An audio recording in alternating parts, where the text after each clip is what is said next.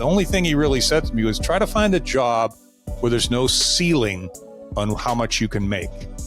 And that's what sales is. I mean, if you're in sales and there's a ceiling on what you can make, you're in the wrong sales job. So go find another job where there's no limit on how much you can make, except your effort and your success and productivity. If you don't handle the small things become big things. You have to take responsibility and you have to have accountability for the things that happen in your life. He says you cannot blame others for your wins or your failures. If you are feeling really grateful, like truly grateful, there's no room for any negative emotion. You can't be grateful and angry at the same time. It's mentally impossible. It physiologically doesn't work.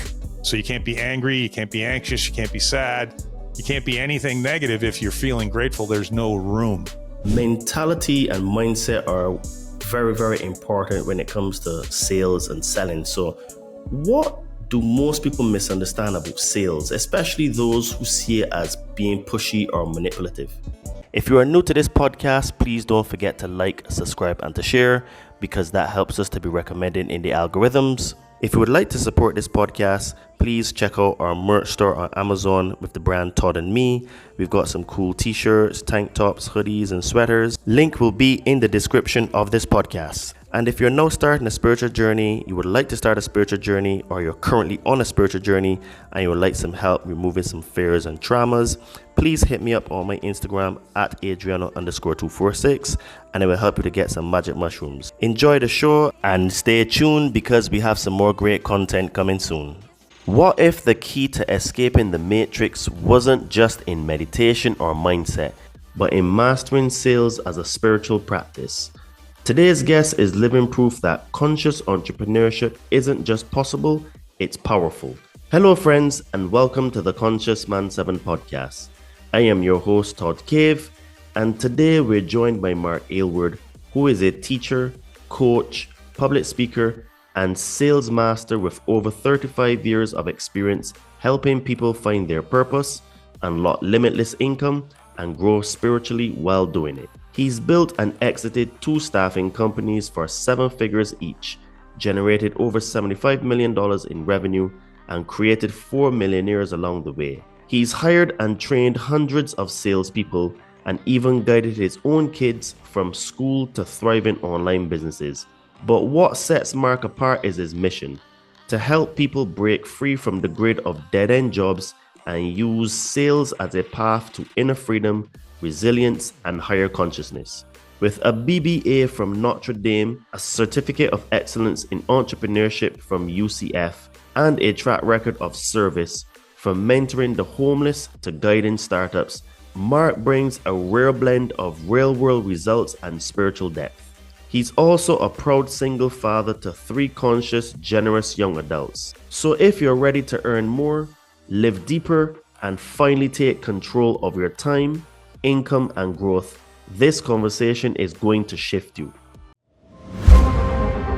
When truth is blurred by lies and misinformation, perception becomes reality. What will you perceive your reality to be? Liberate your fears and walk with me. Sit down and meditate. Connect with your soul.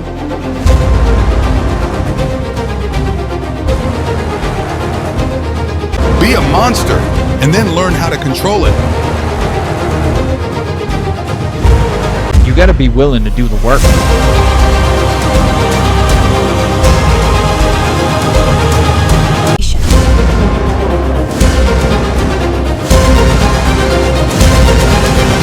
So it really goes really deep in terms of words and etymology and what they mean. So this is why it is really hard to really crack the matrix, because there's so many levels and layers to it, you know? Mark, welcome to the Conscious Man 7 podcast. How are you today? I'm well, Todd, and thank you so much for having me. I'm having a little out-of-body experience as I listen to you describe me.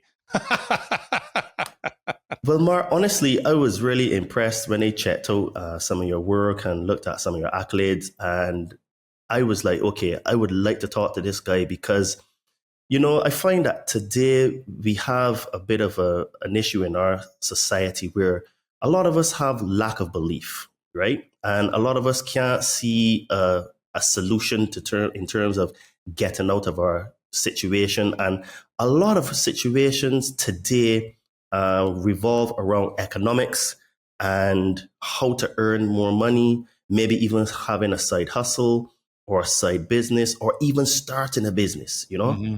And I find that because a lot of people can't see any way to get out of the matrix, they're stuck in doing jobs that they don't really like. And this leads to a lot of lack of self-belief, poor mindset, which transfers into things like poor health because there's a lack of exercise, there's simply no time to even work on themselves, So I wanted to talk to you today because I think that you bring skills to the table, and also you can probably give people hope that, you know what, there is actually a way out, and maybe they may want to consider going into sales or having a coach to be able to help them get out of the situation. But before we start, can you tell the lovely people where they could find you and basically what kind of stuff you offer on your side of coaching and stuff like that? Yeah, just to give it a little bit of context, Todd, thanks for the intro. Most of my career was spent as the owner operator of a couple of technical staffing firms, as you suggested. So I was a recruiter, a technical recruiter, and then became a manager of such people, and then the owner of a company that hired those people. So I've done a lot of training and a lot of coaching inside my own businesses. And when you're helping someone find work, that whole process is essentially coaching and training on tactics and strategies. So it was inherent. And I grew up as a teacher and a mentor. My dad was a mentor of sorts and a teacher of sorts. He was a fighter pilot and a commercial airline pilot, but he was a coach. He was a mentor. And so that was kind of passed along to me. But I wasn't formally doing the teaching and coaching. It was just part of my business. And then after I sold my last business, and there's a long personal story to that involves divorce and overcoming hardship and single parenthood and all that, which might be interesting for another time. But I was then in a position where I had no business. I sold it, and I was taking care of my kids, and they were in their early teens. And I was mom and dad, and there was a lot of driving around volleyball and little league and parent teacher conferences and doctor's appointments. I did all that. So I made a conscious decision in that transition that I was going to be flexible and I was going to move around. So how am I going to do that? Because I was previously in a brick and mortar office with physical people in the office that I went to every day from 9 o'clock until 5 o'clock and so on and so forth. And I had never unplugged from that. So I decided I was going to take all that experience and start teaching that to people. Because as I told you in the kind of pregame warm-up, when I started helping my kids out of school find work, we all had this revelation that, Dad, you know a lot of stuff that could be very helpful to a lot of people, and they don't teach this stuff in school. So I decided to become a coach, a trainer, a consultant, an advisor, a mentor. All of those titles work depending on the context. And I was going to set out to help people move forward professionally, take that next step professionally, whatever that might be. And as you know, I'm sure you can have a job you don't like. You can have a boss you don't like. You can be doing work you don't like. You might get fired. You might get laid off. There's a litany of reasons why someone might want to, quote unquote, do something else. And here I am now finding myself in this situation where it's a very emotional decision for people. It's scary for people. It creates anxiety. Sometimes there's shame if you got laid off. There's self-worth issues and self-doubt issues. There's a whole it's almost like playing psychologist if you think about it. And I enjoyed that. I enjoyed serving people, and I had a lot of answers because I had made a lot of mistakes over the years in helping a lot of other people. So I just set out to do this, and now what I'm faced with is the challenge I have now, Todd, is how do I get this in front of more people? Because it's one thing to do it one-on-one, like in a discussion like this with you. It's another thing to do it in groups. And then another thing entirely to say, well, can I put this material in a place online where people can read it and watch it and listen to it and then engage with me. And the engagement with me becomes more of an enrichment experience as opposed to a learning experience, more of nuance and polishing and refinement. And so that's what I'm working on now, is how to scale the wisdom, if you will, out to the masses. And it's challenging because the farther away from me that training gets, the more nervous I get about the quality of that training. I'm a bit of a control freak when it comes to the quality of what I do. But in terms of how to get in touch with me, I'm all over LinkedIn. I'm very easy to find. My last name is Aylward. That's also my domain name, markaylward.com. So if you find me on LinkedIn and connect with me, which I encourage people to do, read all my stuff, watch all my stuff. It's all free on there. Get a taste of it, get a taste of how I see the world. And if it resonates with you, then I have a calendar link that's on my website and my LinkedIn profile. And I give you 30 minutes on my dime where we just talk and I ask you some questions, and I determine at the end of that 30 minutes if I can help you. And if I can, I'll let you know how I think I can help you. And if I can't, I'll tell you that too. And then that becomes a relationship that turns into an exchange for money and for hours of my time. And I've got some documents that support what that program actually looks like, but it's very simple. And I start with what we were talking about earlier, which is, who are you? Who do you want to be? And let's have a conversation about you. And as you suggested, Todd, most people don't have that conversation with themselves, or they're really scared about having that conversation with themselves, and they don't know what it looks like. So I'll throw the mic back to you. I could talk about that all day long. It's true, and I have found that through my own journey, there were sort of like moments where I doubted myself, and I went through a really tough refinement period, and it's been really hard. And where I'm at now is a different place than where I was 8 years ago.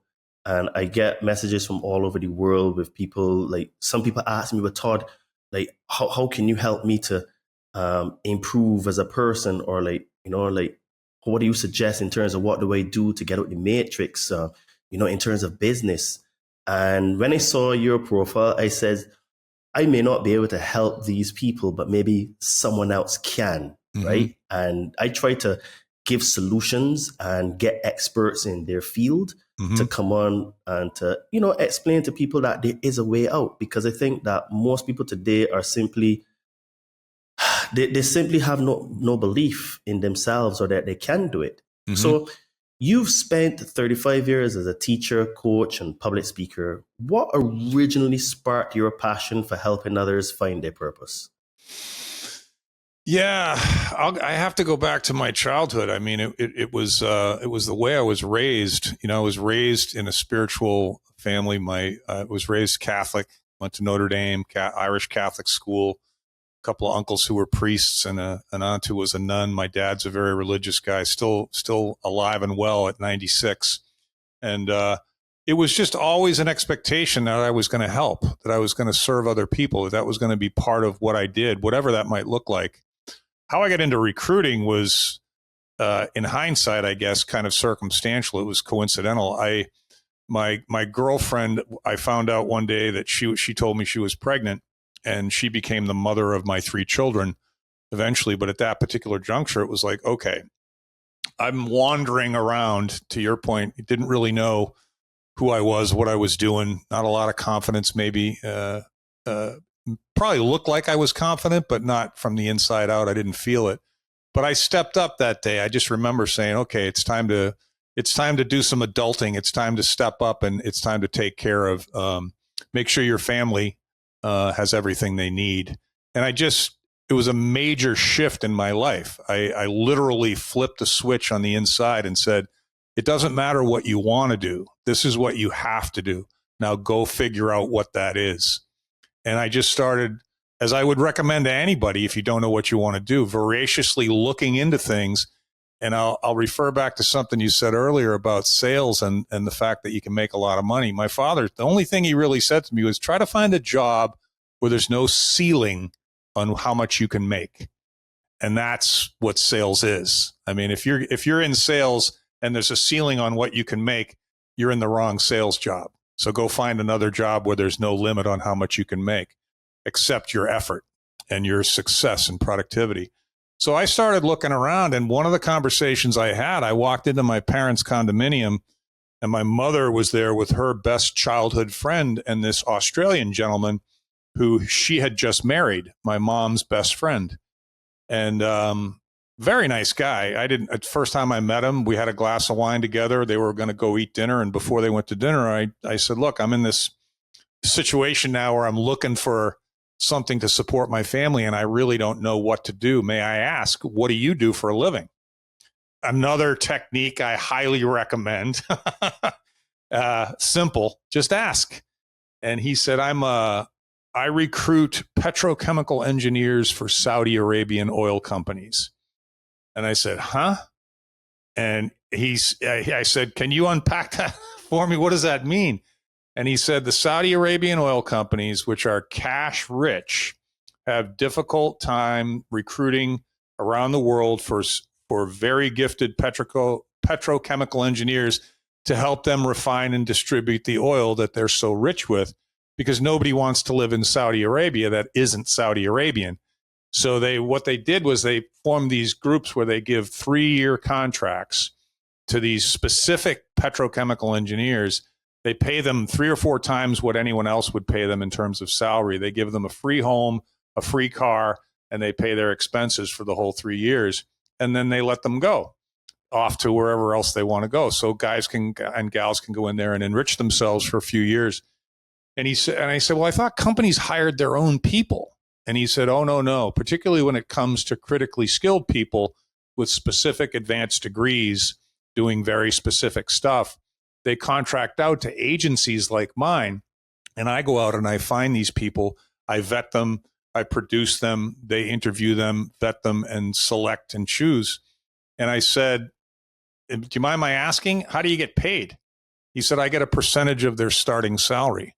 And I said, well, what is that? What's the math on that? And he said, it's 25% of their starting salary. And I said, well, what are the starting salaries? And he said, $300,000 or $400,000. And I said, I think I'm going to be a recruiter. That sounds good to me.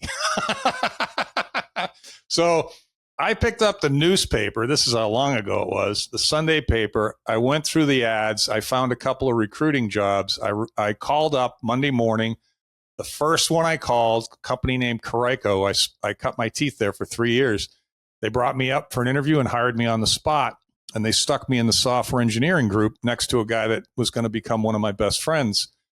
And that's how I just dropped into recruiting. And so, God was definitely looking over me, because I remember my first placement. He was an electrical engineer. He was a single father with 2 young kids, and he was about to lose his home. He'd been out of work for a long time, and the bank was about to foreclose on his home, and I found him a job. And I can't tell that story without getting a little emotional even now, because I changed his life. And he told me that, you saved my life, Mark. I mean, imagine that for a 26-year-old kid. And so I just thought to myself, this is exactly what I was meant to do. This is perfect. I'm in the middle of this really challenging and emotional and important decision. And I'm the guy that both parties have to trust. And I'm very trustworthy. So I was called to this. And I can just go on and on about that. But that's how I get in. And as soon as I figured out that's what I wanted to do, I just started digging in. And then I found my mentor a few years later, and the rest is history. You know, what you said before is something that one of my mentors has said to me.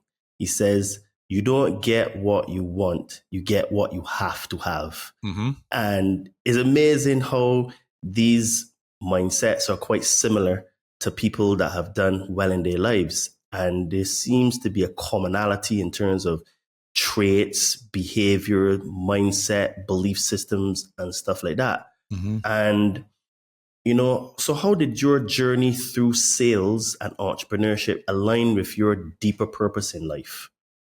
So it was very early on, and I can't remember who I can attribute this to, probably Bo. I had a mentor at the first company that I just told you about, and then I went off and moved to Florida from Boston, where I grew up.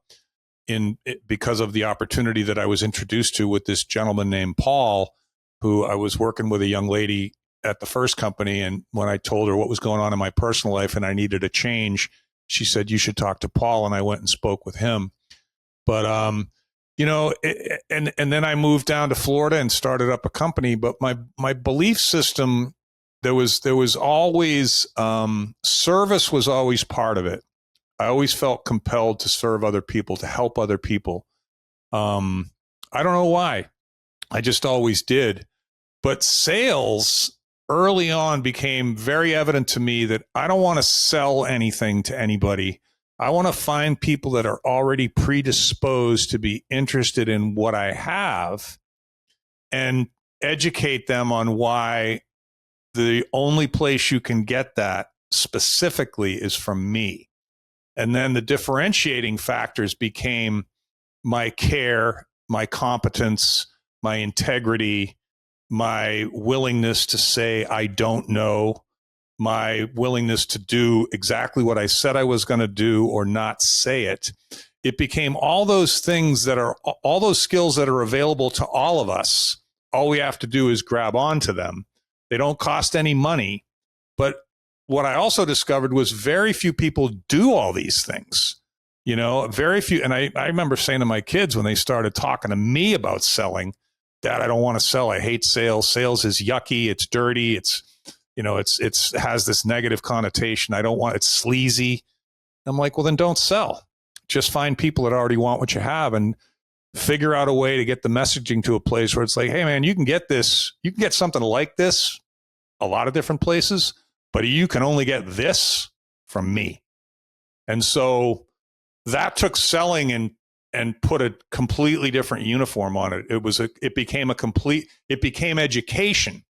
It was no longer sales. And that was a big deal for me. And then when I teach people selling, I teach them that. The other component of selling I teach people, and I insist, is don't let yourself get steamrolled by somebody who's rude. If someone starts to be rude to you and you've given them no reason to be rude to you, this is what you have to do. I'm sorry, I need to interrupt you for just a second, but I have to, you have to help me with something.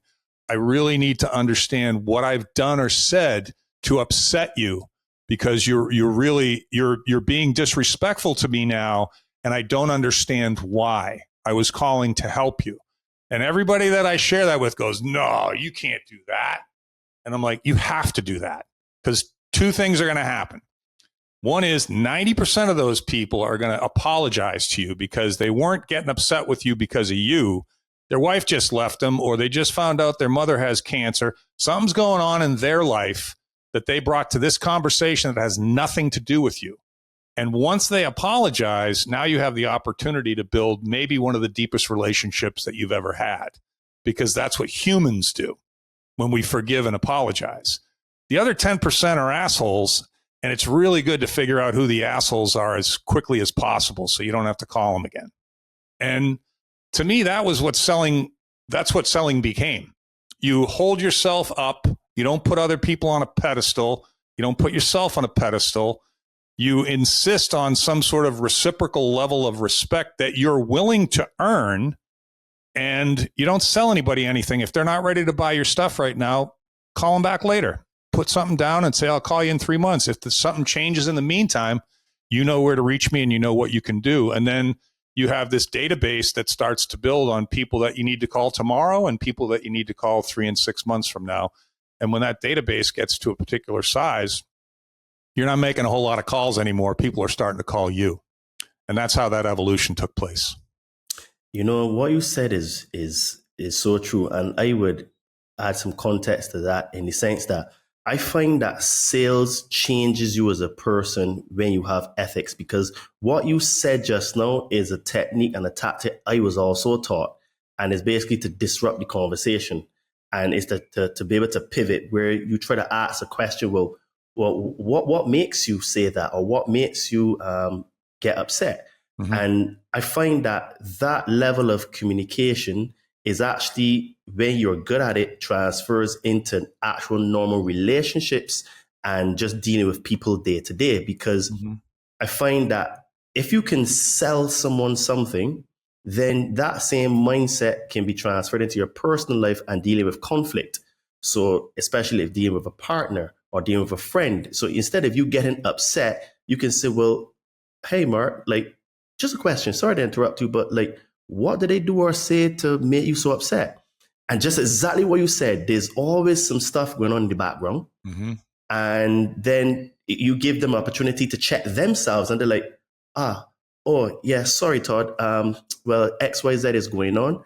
And then now you recalibrate the conversation now and bring down the energy. And then now you can communicate with them in a way, because even if you're having a strong conversation with someone, if you are able to recalibrate the energy in the conversation, it means you can be a lot more successful in being able to convey your point to them, to be able for them to be able to say, okay, maybe I don't agree, but I get where your point is, right? Yeah. It's, you said something to me in the pregame. I that's what I call the time we spend talking before the record button gets hit, because I do my own podcast, and the pregame, sometimes it's the best stuff. Yes. Agreed. But you had said that your upbringing involved being proper and polite and professional. And so with someone like you, one of the things I probably do is say, okay, Todd, let's drop that guy and let me hear from the real guy. Because if I have to do that with you, or I'll never get to the real you, because you're going to put on, as probably you should, at least at the beginning, the proper face, the polite face, the professional face. Yeah, but that's not the real you. That's part of the real you, but that's not the whole you. So I'd want to find out more about the other guy. Does that make sense? It does. Because that guy gets triggered in high pressure situations. So that guy tends to come out just, a bit of pressure. So yeah, I do agree. Yeah. So there's a lot of like calibration that you need to go on. It's a good word. Yeah. Alignment is another good word. Yes. And one of my mentors said to me, Todd, sales will change your entire view of the world, because when dealing with people, you see all sorts, So what was like your turning point where you realized that you can merge business success with sort of like spiritual growth and personal development and that kind of stuff?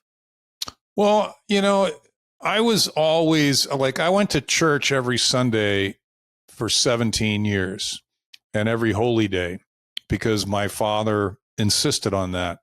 And I don't mean to suggest that was, forced or combative or dictatorial. He's a wonderfully gentle, kind man, non-judgmental, but he's just like, I'm raising you Catholic, so this is what we're going to do. And so I did that. And then I went off to Notre Dame, which is a Catholic university. And I didn't go to church again till I was probably 35. I didn't leave God. I left the Catholic Church. The structure of it, the confinement of it. And these were perceptions of mine. They need not be considered realities, because it was just my perception. And I was a kid. I didn't know what the hell was going on. I was just trying to find my way. But I had that internal belief. I remember asking my dad when I was about 17, I said, Dad, I don't get this religion thing, this God in the sky and this lady who had a kid and never had sex and miracles. And I mean, I don't know about this stuff. And I thought he was going to be pissed at me.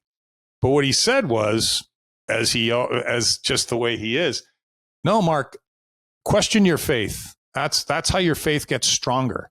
You should question everything. And not to be combative, just intellectually curious, question everything. That's how your belief system gets stronger in general. And that was maybe a turning point for me. Because I was completely taken aback by that. I thought he was going to condemn me and I was going to hell, like at 17, I'm toast. So I had that in me, and I was always praying. I was always talking to God. I was always trying to be grateful and thankful, but I wasn't going to church and I wasn't doing structured, formal theologic or religious work. And then I had referred earlier to my divorce, which was very contentious, very combative, very costly, just bad, just really, really bad.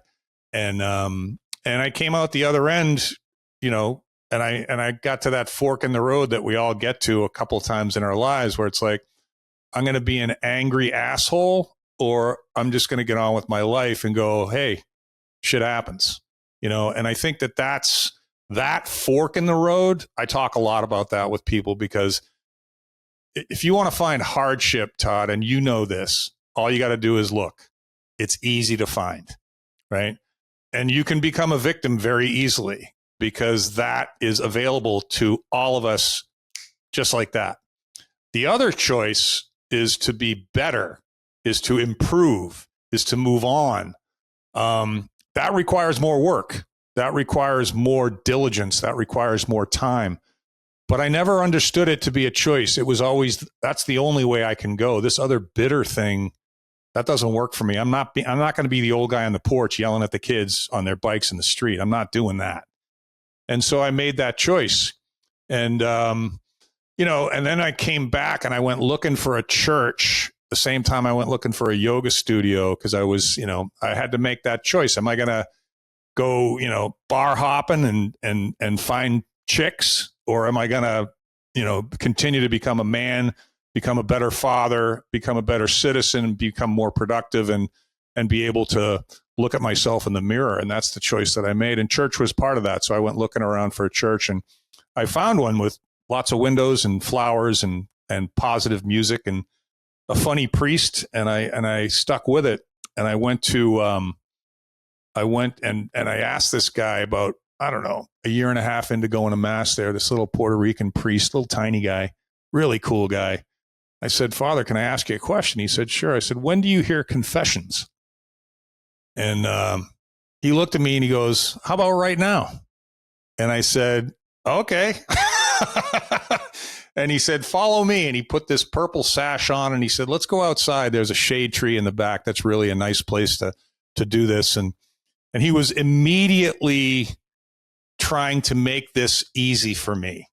He wasn't judgmental at all. He knew, because I told him I haven't been to confession in 35 years. I have no idea. I don't even remember what to do. And I remember he looked at me and he goes, Mark, I've been a priest for 35 years.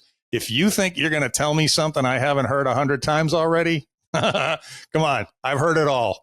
And you don't have to be specific. Just think about what it is that you've done that you want to be forgiven for, and then I'll take it from there. And he said a couple of Latin phrases, and he gave me 3 Hail Marys, which I thought was a pretty good deal for 35 years of sin. And your sins have been forgiven.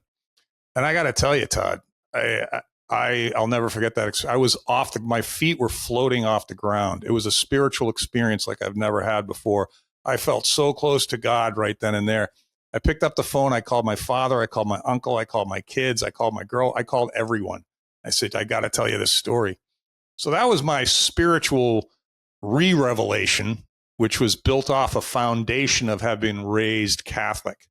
And then it's just been, my connection with God has been really warm and comfortable and consistent and daily. And I look forward to it. And I just am so grateful all day, every day for it. It's amazing. You said something that's quite remarkable, which is something that most people don't really do when it comes to religion. And your father said, question your faith, question your belief. That will actually make it stronger, which is actually the opposite of what most religious people do to their friends, family, and children, because I find that I put religion in the same category as like government, in the sense of that they're control systems, right? The belief systems. And you're not really allowed to question. So your father told you to question, which has basically helped you through your life, because I'm sure that allowed you to do well in business, because you were asking questions to test your belief in XYZ to see if it can work or not. Is that true or not? It's 100% true. As a matter of fact, one of the things that I take pride in is that I consider myself a contrarian by nature. If you tell me something has to be done a certain way, I'm going to ask you why. And if you can't give me a good answer, I'm going to suggest to you there's probably a better way. And finding work is such a thing. Get a resume, pay somebody to do your resume, send it online to a bunch of places, and wait. Nope. dump all that. It's like the way that you negotiate, the way that you talk about money, the way that you interview, the way that you look for work, the way that you prepare for an interview, the words that you say, like I say to my salespeople about, stop the conversation and put the guy on the spot. Everything is contrary to what you would get. Like you referred to the Xerox selling. I took some of those when I first got out of college, and they were good, but I don't do any of that stuff anymore. I do permutations of that.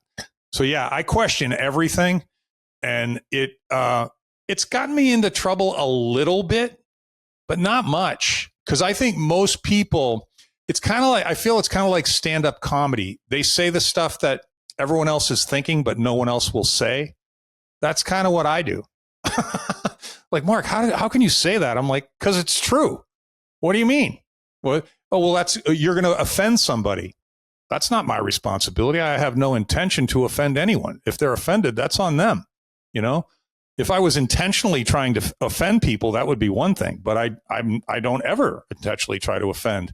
But I don't appease anybody or acquiesce to anybody just so I don't hurt their feelings. I mean, that's not fair to them. That's not being kind. That's kissing their ass. True. And I find that today we're kind of afraid to tell people the truth because for that same reason it hurts their feelings. Yeah. And I'm curious because you've mentioned your father in this conversation. So I'm curious, like, how was your upbringing or early life prepared you for or not for the journey that you've been on? Well, so he was a fighter pilot, and that speaks volumes. You don't get to be a fighter pilot unless you have some significant skills, an A+ personality, probably aggressive. You're a risk taker. You're pushing the limits of things. You're the best at what you do, because that's what fighter pilots are, and, but he was also a spiritual, grounded, faithful, good man. And my mom was a stay-at-home mom. She was a gifted athlete, a very attractive woman, a very intelligent woman. She had a master's degree in fine arts. Very interesting. They treated us like humans when we were kids. They didn't treat us like kids. They respected us. They were very strict, but they encouraged us to press against boundaries and norms. My father used to say, what's the first thing you do when an engine catches on fire in a plane? And his favorite answer was nothing. You don't do anything because you're fully trained. Pause, which I teach everybody. The pause is one of my favorite things, especially when you're emotional. Don't react, just pause. And then all of that training that you took for years in flight school will kick in.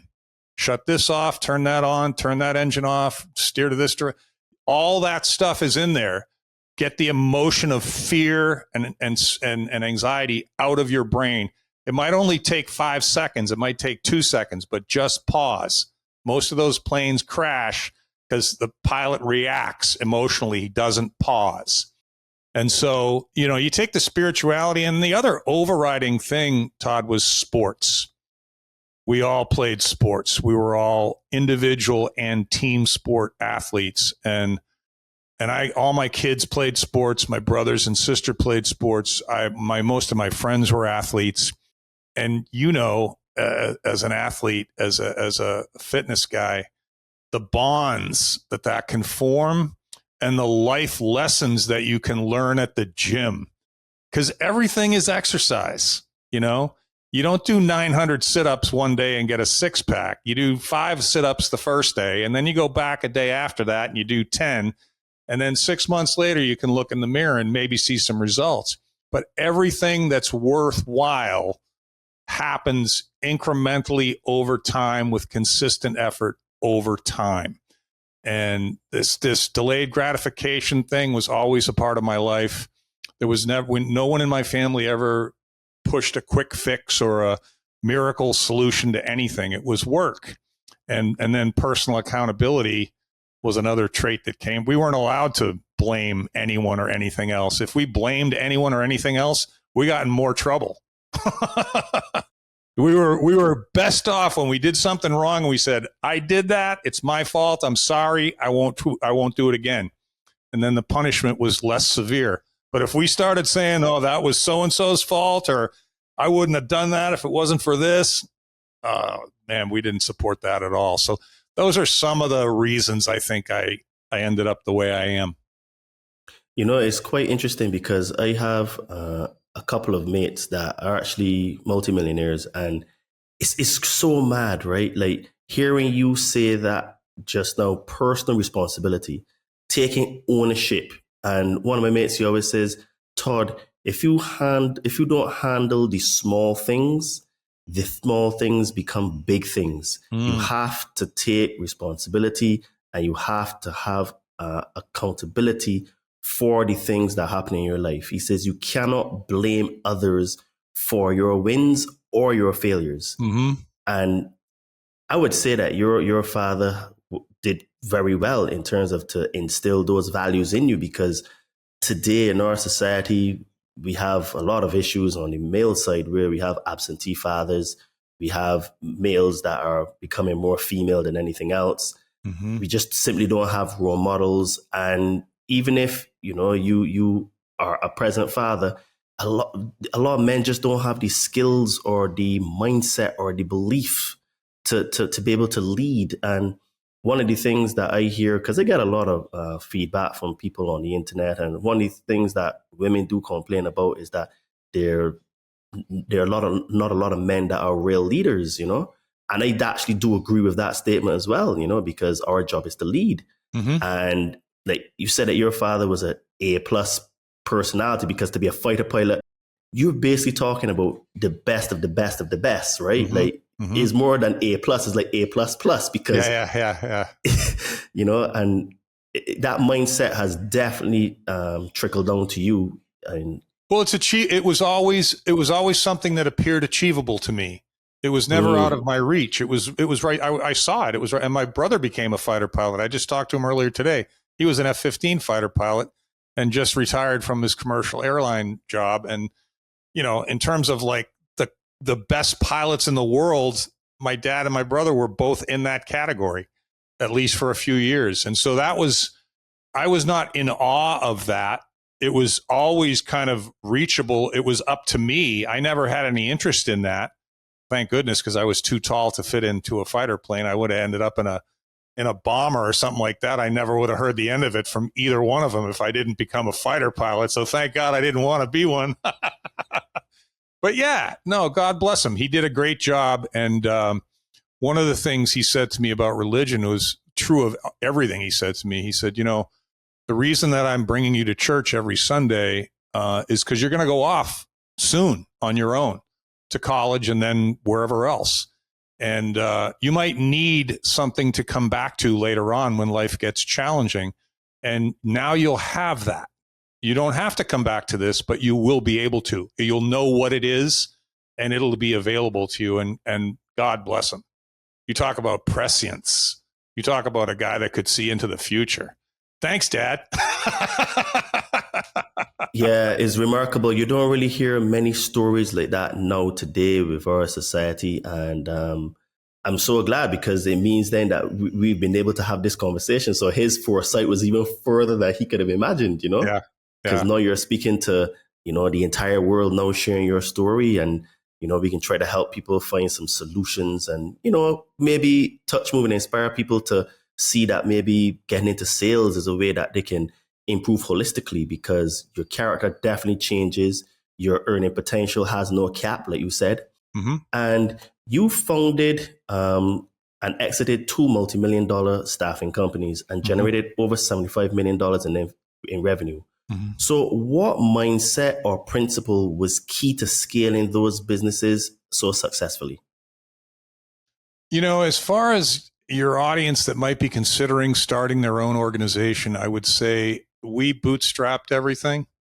And for those of you who don't know what that word means, it means you use your own money.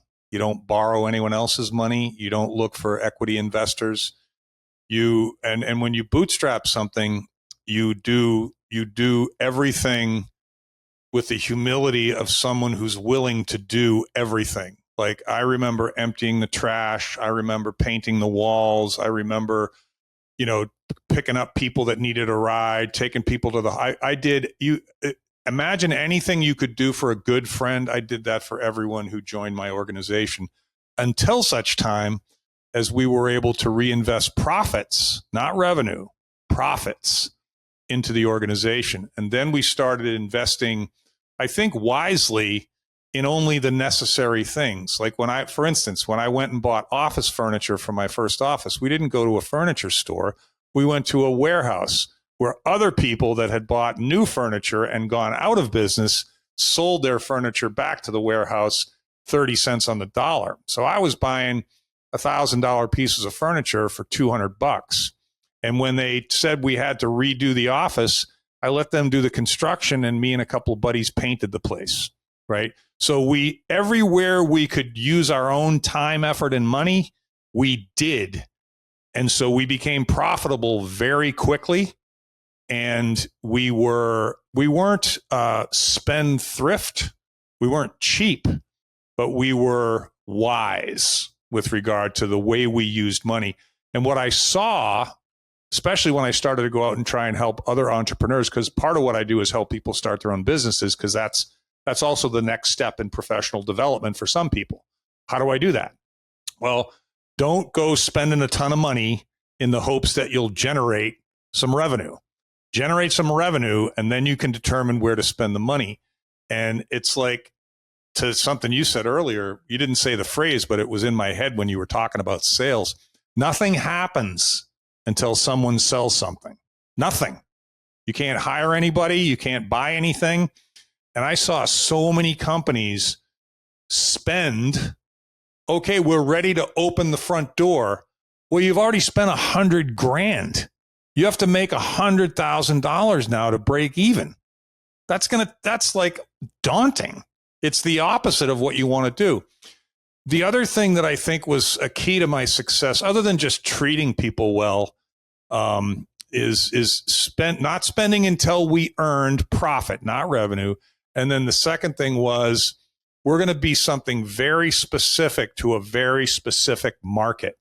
Like when I asked you earlier, and you can correct me if I'm wrong, you said I help people who want to get better. And I'm like, yeah, but that's almost everybody. You can't help everybody. You got to pick a slot, right? And I'm sure you've wrestled with that, and maybe are still wrestling with that, because I am, because what I do can help everybody too, but you can't market to everybody. So what I've decided to do is pick an audience right now for no real reason other than they're my group, middle-aged men, and women are welcome to come. My stuff works for women. It works for young people. I helped all three of my kids, but my messaging is to middle-aged men. And even then, it's to middle-aged men that also have a worldview that I would call conservative, because that's the way I see the world. And those conversations are there's less friction in those conversations. There's more alignment in those conversations. There's more in common with those people. So I can be more effective. And that's just my opinion. It's held out to be true, fortunately. And then what I'm looking forward to is, you probably are, Todd, is as soon as that specific niche becomes enough for me, and I'm pretty close. That's a combination of income, revenue, diversity of clients, the type of work that I want to do. Then I can start reaching out to other groups that I can help as well. But that's an interesting dilemma. So I think that you really can't be everything to everybody. Like when for instance, I was in the technical markets in software engineering, and I would say, well, within software engineering, like for example, today today it's all AI, right? If I was in the recruiting business right now, I'd be running around looking for AI expertise, because everyone says they're an expert. No one is yet, because it's too new. And so the demand for these people is very high and the supply is very limited, and most recruiters can't play in that competitive landscape. So I went into markets where very specialized, and I was an expert in that specific market very quickly, because all I talked to was people that did this. And so those are the things that I think contributed most to my success. You know, right? I hope people really appreciate what you said just now, because I have paid a lot of money from mentors to tell me exactly what you said just now. And picking your niche is super key. In my case, I ended up creating a niche for myself, in the sense where, we kind of like with you, in terms of like my personality, I'm very much into spirituality and consciousness. And I'm also a fitness guy. And basically, I read a quote from Plato. He said, "A model citizen is one who is both an athlete and a scholar." Mm. And I pretty much merged the two together. So now I say I help spiritually inclined people burn fat and build muscle. Mm-hmm. Now, before, I used to market specifically only to men. But what has actually happened is that I actually have more girls now that I coach than before, which is absolutely astonishing to me, because my marketing is mostly to men. Yep. But what I've realized is that, for some strange reason, women seem to have more proclivity to want to improve themselves. And they're like, okay, well, this guy is saying a lot of things that resonates with me. I'm ready to make changes. Well, we guys tend to be more, you talking this and that, but I don't see any hope for myself and what's not. And it's actually girls now that actually making me eat my words. Before, when I first started, that the girls didn't want to really improve themselves. But I've seen from this year an absolute 180 shift. Yeah. Yeah. And I think it's to do with the energy coming into the planet now, where it's more of the divine feminine coming into, or allowing the divine feminine to prosper and to thrive. Yeah. I'm actually seeing more girls actually want to get into shape and improve their lives. And it is a strange phenomenon, to be honest with you. I'm seeing on my side. Know, I would say to you, as presumptuous as this might sound, don't overthink it. Just accept it. You know, it's like, it is what it is. Who cares why? You know, but at the same time, there's an old saying, I can't remember who to attribute it to. I want to say Michael Douglas, the actor, but that's probably giving him too much credit. What the one thing that men and women have in common is that they both prefer the company of men. And yes. And that's true. You know? It's true. Mate, that statement is profound, because I have spoken to many women in my life. And there's a commonality. They say, I tend to like to have more male friends than female friends, because there's too much bitching going on between the girls and backstabbing. Where a guy, the only issue they have to deal with is that the guy may want to sleep with them, but he tends to be more, if they're in need of help or anything, they would come through for them and stuff. So they tend to like the presence of men more. Well, I think, as you know, I mean, I'm from Boston, and being from the Northeast here. Well, you're British. I mean, British and Boston and New York are kind of like sarcasm, humor, dry. Yeah, you know, there's a little commonality there. I'm a wise ass. I mean, if the microphone's off, I'm a wise ass. But I think the other thing is, I think, and I'm a human nature guy. I love human nature. I think we're denying human nature now in a large sections of the world, and it's really causes frustration. Is that, you know, that men fight, men are physical, men can punch each other and hit each other. And honestly, I don't know if you've ever been in any fights. I have been in a couple. I think most men have at least been in a couple when they were young. And a lot of times when the fight's over, the argument's over. It's like you brush each other off, and sometimes those guys become your best friends. Facts. But women can't do that. So what they do, in my opinion, is they develop a heightened sense of ability to verbally and emotionally abuse. And that's their substitute for not being able to physically lash out. It's how they protect themselves. And I think that's true. I could be wrong. I actually concur with that. And I don't think I could have said it any better, you know? And, you know, I find that, like, the things that you were talking about in terms of business and skill set, those things are just not taught in schools. And it is very much, for me, my observation, I think it is by design, where we're taught to just be worker bees, to go in a school, which I call a public indoctrination camp, and you come out and you don't have life skills, you don't know how to balance a budget, you don't know how to use debt, or how to realize that if you borrow money, you need to pay it back. Yep. We're not taught how to sell ourselves, Yep. whether that is in an interview and selling yourself can be in the terms of if you meet a girl, how you can sell yourself to her that you're a good mate, because it's all selling, right? And it's a mindset thing, right? Because one of my mentors, he says that if you can sell someone, no, he says that if you can get a woman to have sex with you,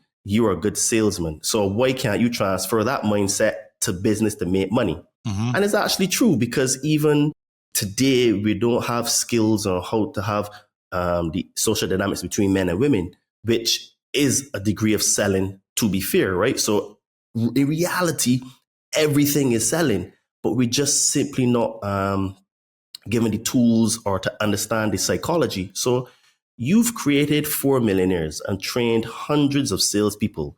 What patterns or habits did those who made it all seem to share? Yeah, that's a great question. We'll find out how ill prepared I am to answer that question. I can see the faces of the people that I've trained. I think the first one is paying attention. I think this is a lost art in the world today. I think our attention is so distracted that our next mentor could be in front of us in Starbucks waiting for coffee, having a conversation on the phone, and we don't hear what he's saying. So we never ask him, hey, can I talk to you for 5 minutes? And that guy was going to be our mentor for the rest of our lives. And we didn't even listen to what he was saying because we were not paying attention. So the people that I told, I'm going to hire you without any experience because I don't want any bad habits. I don't want to deprogram anybody. And all the other recruiting firms out there don't teach people what I want people to know. We're going to treat people differently. We're going to do this a little differently.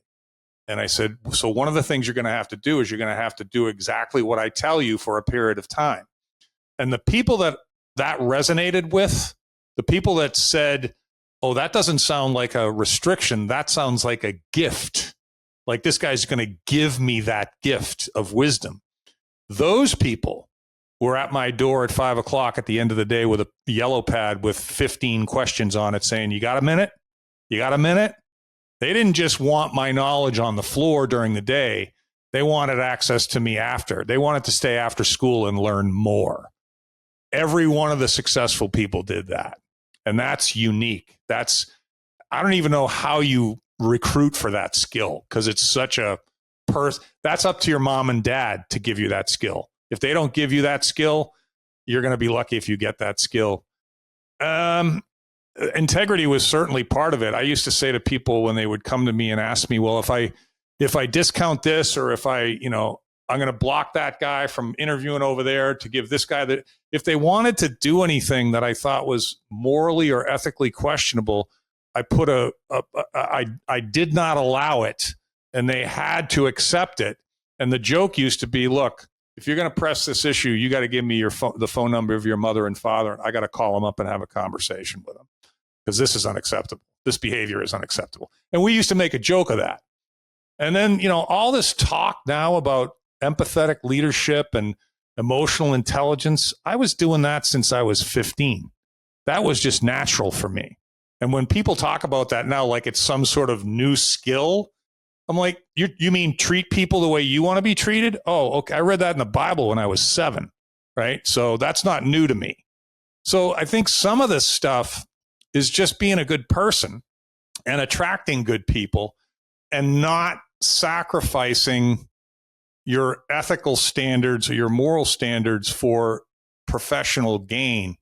I can't tell you how much money I left on the table for not violating a non-compete contract, or for not hiring somebody from a competitor, or for not taking a client that was legally I wasn't allowed to talk to for 12 months after. I never crossed that line. And I think I left a trail of people that appreciated that simple level of integrity, So those are some of the things that come to mind. Yeah, what you're talking about is something that can be taught in the sense of like the person being at your door with a pad with 15 questions and stuff. That it's true, you kind of either want it or you don't want it.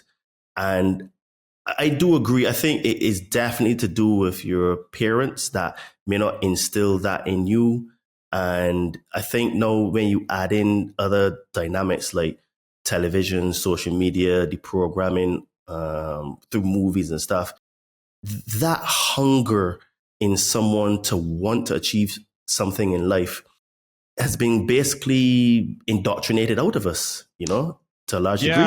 Yeah. I can only imagine how challenging it would be, and not to get political because this isn't political, but the absence of, you mentioned it in the pregame, the absence of fathers in the family, the absence of a family unit where you have dinner together 5 nights a week, and your dad and mom maybe do your homework with you, or they read you stories before you go to bed, or you say prayers together, or you do chores together. That's where you learn this stuff.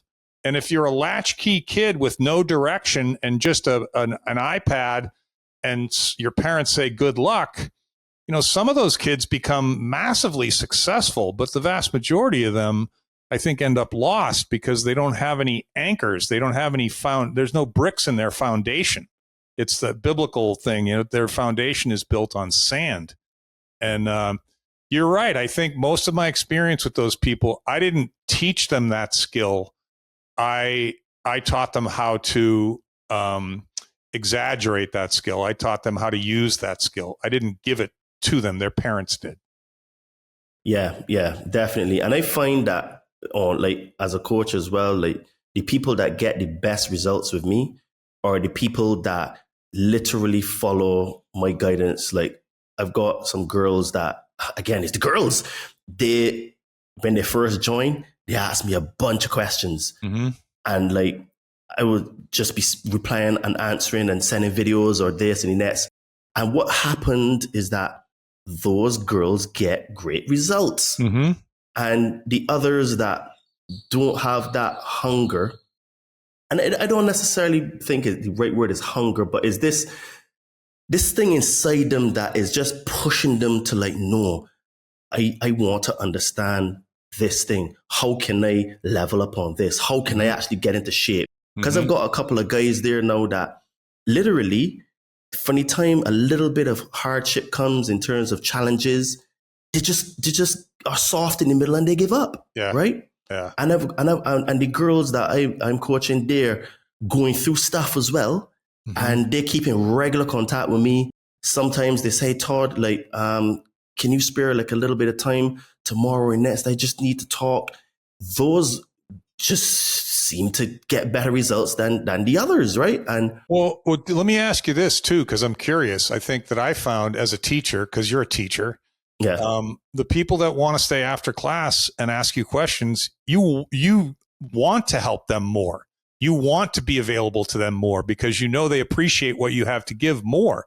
And I think we don't. I didn't know that when I was a kid. Like I thought the kids that stayed after class to ask questions were kissing the teacher's ass. And some of them were, but some of them were also genuinely interested in knowing more. And those teachers went out of their way. It was almost like you felt like those kids got special treatment. Well, they did. You know why? Because they asked for it, because they were willing to do the work. So, and my daughter's a nutrition coach, and she found similar to you in a different way, but similar. She didn't start out trying to attract women, but all she does now is help women because she has a couple of men, but it just turned out to be a female group. And her biggest frustration with clients is getting people to finish the entire protocol. Like go from beginning to, you can't stop in the middle. It doesn't work. You can't do 5 of the 10 things. You got to do all 10, So I've had this conversation with her a million times. I don't know what the answer is for either one of you, but I have the same problem. You can't help somebody who's not ready to be helped. You just can't. It's true. I have found that as well. So even though you screen people well, I guess I find that it's just like, and Weme always says this, like your character is formed through challenges. And he says that diamonds are formed through pressure. That's right. And if you want to be a diamond in this world, you have to resist the pressure. No matter how hard it is, you keep getting up and you keep doing the things that you have to do, even when you don't want to do them. You know what's great about that, and I completely agree with you, Todd, is that that's something everyone can do. It's not easy, but it's simple. Like when you said earlier to me, you've had a couple people that tell you, well, I don't have time. And my head immediately said, get up a half hour earlier. What do you mean you don't have time? Just get up at 5:30 instead of 6. There's your half hour right there. And by the way, how many hours do you spend looking at YouTube videos? Okay. Yeah. Give me 20 minutes of that time too. You're full of shit. You got plenty of time. You're just not using it wisely. Right. There's the candor again. I apologize. No, that's totally legitimate in terms of that's what I tell people as well, because people always like to use the excuse of time. And then the other one is that I have a lot of stuff to do. And it says that quotation mark stuff, that is what is holding you back, right? Yeah. And that stuff is always the things that you said, like watching all these YouTube videos and, doing things like spending time on the tablets and the smartphones and scrolling on social media, Yep. So those are the things that actually hold you back in life. Well, you think I find that the people that engage me, that actually pay me, because I ask for payment before I start my work, at least partial payment, because that's skin in the game. That's you're committing to this. Without that, you're not as committed as you would be otherwise. And that's a reality. That's a truth. That's human nature. Is when you can tell when they're ready. You can just tell. They just keep asking questions. They don't want to get off the phone. They're enthusiastic and they're respectful. And if they say they're going to call you at 1:00, the phone rings at 1:00. There's all these little tests of seriousness that you can sprinkle throughout your relationship with a prospect or a client. Like we used to do it in the placement business with resumes. All right, we just had this great conversation. All right, now this is what's going to happen next. If you're game, which you said you are under these parameters, and I can help you because this is what I do. So send me your resume. I'm going to need that by 5:00 tomorrow. Can you do that? Oh yeah, no problem. Well, if 5:00 tomorrow comes and I don't have your resume, then you're not as committed to this as you said you were, because that's not a difficult thing to do. You push a button and I get your resume. So why didn't I get your resume at 5:00? And that was always a very interesting conversation. And all it typically did was flush out something they chose not to share with you in the first conversation. A reticence of some kind, a conflict of some kind, ethically, morally, spiritually, a familial block, some sort of limiting belief, something that they need to surrender or get out of their way. But that litmus, you got to, and I'm sure you have places in your thing where you do this as well. Like, I'll meet you at the gym at 5:00 on Saturday morning. Well, if that person shows up, there's probably a high likelihood that they're interested in what you have to do. And 50% of those people probably don't show up because that's pretty early on a Saturday morning. So that's just an example, but you probably have quite a few that you can drop those seeds along the way. Well, yeah, I totally agree. And I do have my little litmus test as well to find out. So I totally agree. So you have also helped guide your own children into thriving online businesses. So what values or strategies did you pass on to them? Yeah, well, work ethic. They all have a very strong work ethic. And I, with all due respect to my ex-wife, we haven't spoken in many, many years and we don't get along at all, but she was a very hard worker and a very smart woman. So I can't take full credit for that, but work ethic is certainly one of them. They don't limit themselves there. And this is the thing that I run into a lot. I think either I gave them this, my ex-wife gave them this, or somebody gave it to them or they picked it up somewhere. They're not afraid to dream big. Most people are not capable of dreaming big. They can't get out of their home or their neighborhood or their hometown or what their father did for a living or the abuse they took from their uncle, or they can't get past that. My kids are like, okay, I just knocked that down. I'm going to, like, we went and hiked the Inca Trail in Peru a few years ago, me and my two daughters. Like, you don't just pick up and hike the Inca Trail in Peru. I was 55 years old and I was at, 13,000 feet for 4 days, 28 miles, waking up in the dark. And they were like in front of me, and now they want to go to the Antarctic and they want to go see Alaska and they want to climb Mount Everest. It's like they don't put limits on themselves as to what they can do. And I'm really proud of that because most people do. And so I think work ethic, and then I just make the presumption that they're all, they all get themselves in trouble by being honest all the time about everything. But I'd rather they do that than not. So those are some of the things that pop into my head. What you say about work ethic is very true because, like, Michael Jordan, Kobe Bryant, LeBron James, all these guys that are top basketballers, they were always literally putting in way more hours. I think from memory, Kobe Bryant used to get about 3:00 to go and practice. Before, I think they were starting to train at 5:00.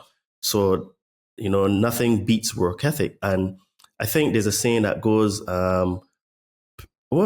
proper practice beats piss poor performance or something like that. But, yeah. Talent. Yeah, I think it's you can't beat talent when talent fails to work hard. Proper preparation or work ethic always beats potential if you don't fulfill your potential. So for some reason, I have a brain freeze right now. Yeah, no, I get it. I know what you're talking about. I can't think of the exact phrase or the person, but I know I've heard different permutations on that myself over the years. One of the things that my podcast co-host and I, he's a good friend. He was a professional rugby player for 20 years and a very successful entrepreneur, family guy, dad. We have a lot in common. And he paid me a compliment one day not long ago. We were talking about the fact that we're coming up on our 100th episode for our podcast called The Imperfect Men's Club. That's the name of our podcast. You'd get a kick out of it. You should look it up. Maybe your audience would get a kick out of it too. We can put it in the show notes or something. Absolutely. But he said, the one thing that I don't think that you give yourself enough credit for, Mark, is I know that on Wednesday at 1:00, you're just going to be there. Like, you're not going to show up. I don't have to worry about it. You're going to be there on time. You're going to be prepared. And even if you're sick or something's bothering you, you're not going to whine about everything. You're going to go, let's go. And I think that falls into this category. And I'm not patting myself on the back. I mean, it was him that paid me the compliment. And I thought, what a nice thing to be known for. Show up. Just show up. It's like that 90% of it's just showing up, And so, and I'm sure in what you do, I mean, you can't do what you do if the people don't show up, right? And the people that excel are probably the ones that show up every day, right? It's true. I remember the saying, hard work beats talent when talent fails to work hard. There you go. Yeah. I knew it. I just had a brain freeze there. Hard work beats talent when talent fails to work hard. There you go. And that is literally so true, Yeah, there used to be, I don't know if you're a basketball fan. I guess you know Michael Jordan and Kobe Bryant, but Larry Bird was my guy because he was a Boston Celtic. And, if you went to the Boston Garden back in the old days before they rebuilt the TD Garden, where the Bruins played and John Havlicek and Bill Russell and back in the day, if you went to the stadium after a Celtics game and you stuck around when everyone else was gone, you'd start to hear this almost like a horse. And you'd be like, what is that noise? And it was Larry Bird running the stairs after the game for like an hour. Wow. And then and everyone else was gone. And this guy at the time was the best player in the league, or at least one of the top 5. And he is working his ass off running the stairs after the game. So, yeah, these guys that are like exceptional that we see, these all-stars and these Hall of Fame guys, they're all hard workers. They're not just talented. I was watching the NFL Combine. You know what the Combine is? No. That's when they send all the college players that want to go into the NFL to this series of fields, and they put them through drills, 40-yard dash, 100-yard dash, weightlifting, high jumping. They test their physical ability. And the scouts are all there from all the NFL teams, and they're just taking notes. This is what the kid ran. And I'm watching these kids. They're kids. They're 20 years old. And I said to myself, every single one of these guys has the physical ability to play professional football. At this point, it's not about physical ability anymore. The guys that are going to make it are here and here. And they're going to outwork everybody, and they're going to show up every day. It's now become a non-physical journey. Now it's all about their mental fortitude, their toughness, their consistency, their persistence, and their ability to overcome things like injuries and challenges and losses. So I was astounded by that revelation, because I've been watching the Combine for years, and it just dawned on me this year. These guys are no longer in a physical competition. I thought that was interesting. Yeah, at that level, it becomes very, very mental. Mm-hmm. And mentality and mindset are very, very important when it comes to sales and selling. So what do most people misunderstand about sales, especially those who see it as being pushy or manipulative? Well, I kind of go back to what I was talking about when I was teaching my kids about selling. I think that most people misunderstand it because they consider it pushy. No one helps them connect the dots between, well, this person, pick a commodity. This person needs a car. They already know they need a car, and they've already done the work, and it's clear that they want a Toyota. You don't have to do any of that work. All you have to do when they show up at your Toyota dealership is to answer all of their questions, treat them respectfully, and educate them as to what the advantages are of the Toyota Camry versus the Honda Accord. You don't have to do anything else. But if you start going, what's it going to take for me to put you in a car today? Like, I'm walking out, right? So it's not salesy. It doesn't have to be salesy. That's what most people, you know, that phrase, always be closing, ABC. You've heard that phrase? Yeah, I've heard that before. I hate that phrase. I would say never be closing. If you're closing, you're not doing the job properly. You're not educating people enough. You're not sharing enough information with people. If you're trying to close people all the time, that's why it gets a bad name. And to this day, dude, if I go to a car dealership, I get anxiety attacks when I get out of my car and start walking towards the dealership. I anticipate this sleazy, salesy guy that's going to try and convince me of something. And it's not fair of me to do that, because not everyone does that, but enough of them still do. And I think that's the most misunderstood thing about sales is if you're doing it real well, it's actually kind. And if you're not doing it well at all, it's nice, you know, and there's a big difference between being kind and being nice. Yeah. Like one of my mentors said, it just happens because you literally exactly what you said, you're actually not really selling, but you're showing the benefits of the service or the thing to impact, improve, and change the person's life. So it's all about the benefits and not the features, right? Yeah, they call it the transformation. What's the transformation? How am I going to be different when I'm done with this? What's it going to look like when I'm, you know? And my thing has always been, well, you're wallowing in uncertainty right now. Clearly, you have a lot of questions you don't have answers to. You don't know what to do or where to go or what to do next or who you want to be. It's all clarity. Everything's cloudy. So the one thing I will promise you is you will no longer be cloudy. You will be clear as to what you're going to do and why you're going to do it and who you want to become. We'll work through all of that. So clarity. And then what happens when you get clarity, it happens with your people too. Now you start to get confidence. And then once you get confidence, now you start contemplating being courageous. And courageous is when you start to take risks, and risk is where all the progress happens. That's how I see it. Absolutely. Risk reward, And I have realized in my own journey that selling is a skill that, once mastered, unlocks other skill sets and a mindset of resilience. So, Mhm. how would you expand on that? Well, I think when I first started in recruiting, I was given a box of yellow index cards with the names and phone numbers of people written on them that they gave to the new people. And the purpose of making those phone calls at night, because people, we used to have to call them after work because you couldn't talk at work about leaving work. And so, and everyone had a landline, so you could get somebody's home phone number during the day, and you'd call them at night, and it would be. Ask me the question again, Todd. I'm sorry, I was distracted by something. Sure, sure. Like, I know that selling is a skill. I know that in my own journey, I have realized that once it's mastered, it unlocks other skill sets. And the mindset that you develop through the skill is, is a mindset of resilience. Mm-hmm. So, how would you say that?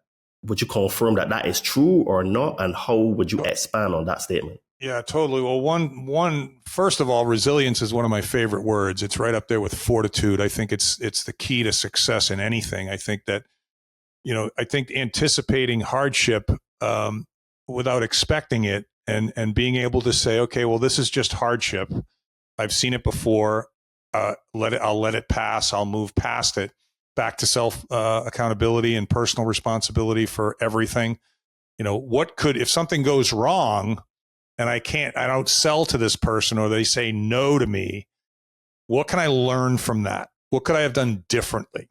So what selling does, if you do it properly, is when you encounter hardship or failure, whatever you want to call it, they didn't buy my stuff, or they said no to me, or don't call me again, or don't ever call here again, you asshole, whatever, however severe it might be, that the great sales rep learns that that's just what life is, and that's okay, and it's not personal. I'm going to compartmentalize that.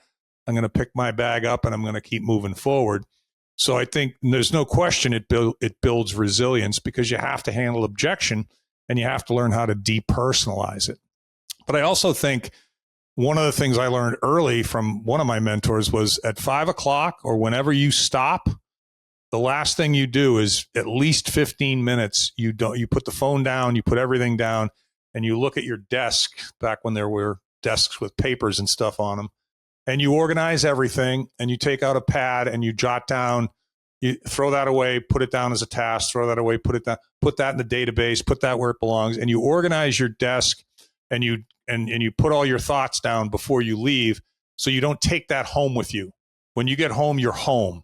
You're with your family, you're with your kids, you're with your wife, whatever, or just your buddies, or depending on your circumstances.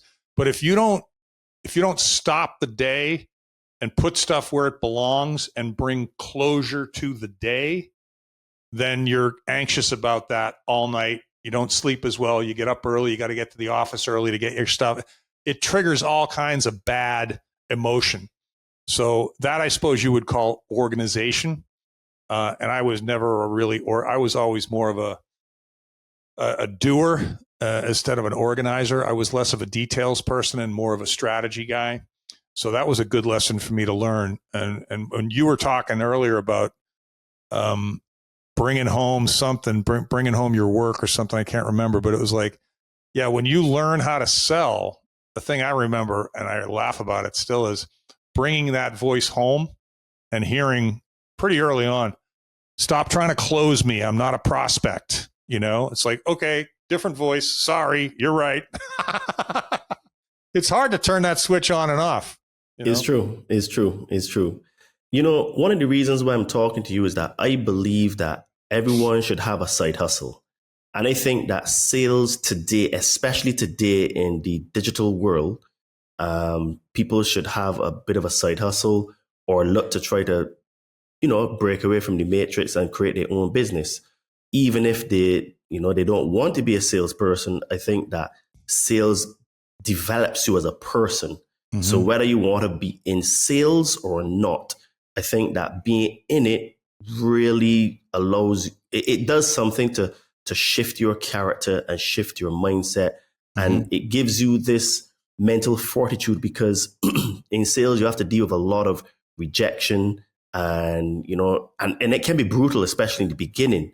So do you agree then that having sales as like a side hustle, or even having it as a business, you know, can help you to become mentally and emotionally stronger over time? I do. I think it's, I kind of look at it as a bridge. I would be hard pressed to imagine too many people that would start a side hustle, have that side hustle begin to succeed, and not want to turn that side hustle into a full-time gig, right? And which is great. That's fine. But that doesn't have to be the case. That side hustle can remain a side hustle. And I think that it makes me think of one of the first things I do with prospects of mine, no matter what. Side hustle, full-time job, start your own business, no matter what.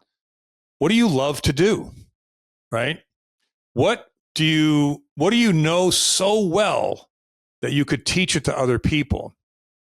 And is that at an intersection where you can see the possibility of monetizing that?